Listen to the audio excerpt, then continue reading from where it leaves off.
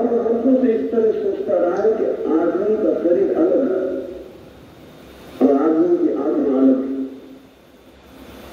इस चिंतन के दो खतरनाक परिणाम हुए। एक परिणाम तो ये हुआ कि कुछ लोगों ने आत्मा को ही मनुष्य मान लिया, शरीर की उपेक्षा कर दी। जिन कोनों ने ऐसा किया उन्होंने ज्ञान का तो विकास किया, लेकिन औषधि का विकास नहीं किया। वे औषधि का विज्ञान न बना सके, शरीर की उपेक्षा कर दी गई।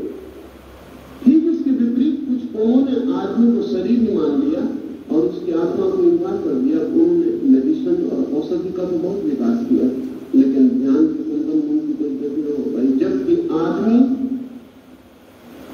दोनों में एक साथ, कह रहा हूं कि भाषा में थोड़ी भूल हो रही। जब हम कहते हैं दोनों में एक साथ, तो ऐसा भ्रम पैदा होता है कि दो चीजें जुड़ी हुई नहीं। असल में आदमी का शरीर और आदमी की आत्मा एक ही चीज के दो छोर हैं। अगर ठीक से कहें तो हम ये नहीं कह सकते कि बॉडी प्लस सोल ऐसा आदमी है, ऐसा नहीं। आदमी साइकोसोमेटिक या सोमेटोसाइकिक, आदमी मनस शरीर है या शरीर मनस। मेन दृष्टि में आत्मा का जो हिस्सा हमारी इंद्रियों की पकड़ में आ जाता है उसका नाम शरीर, और आत्मा का जो हिस्सा हमारी इंद्रियों की पकड़ में बाहर रह जाता है उसका नाम आत्मा। अदृश्य शरीर का नाम आत्मा है, दृश्य आत्मा का नाम शरीर। ये दो चीजें नहीं, ये दो अस्तित्व नहीं है, ये एक ही अस्तित्व की दो विभिन्न तरंग अवस्थाएं। असल में दो ड्युअलिटी की धारणा ने मनुष्य जाति को बड़ी हानि पहुंचाई। सदा हम दो की भाषा में सोचते रहे और मुसीबत हुई।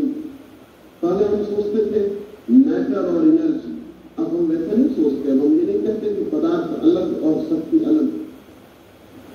अब हम कहते हैं मैटर इज एनर्जी। अब हम कहते हैं पदार्थ ही शक्ति। सच तो यह है कि ये पुरानी भाषा उन्हें दिक्कत दे रही है। पदार्थ ही शक्ति ऐसा कहना भी ठीक नहीं है। कुछ है एक्स जो एक छोर पर पदार्थ दिखाई पड़ता है और दूसरे छोर पर एनर्जी शक्ति दिखाई पड़ती है। ये दो नहीं, ये एक ही ऊर्जा, एक ही अस्तित्व के दो छोर। ठीक वैसे ही आदमी का शरीर और उसकी आत्मा एक ही अस्तित्व के दो छोर। बीमारी दोनों छोरों में किसी भी छोर से शुरू हो सकती है,